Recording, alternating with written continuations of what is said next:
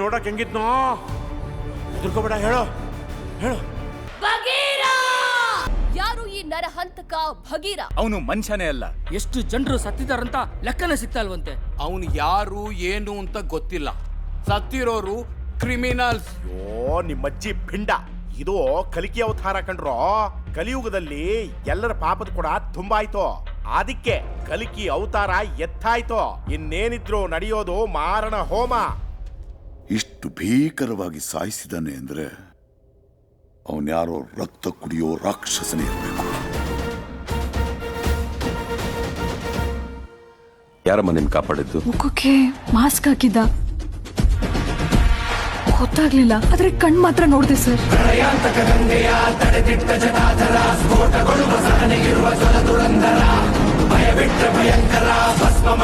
ಇವ್ರ ಹತ್ರ ಇಂತ ಮಾತು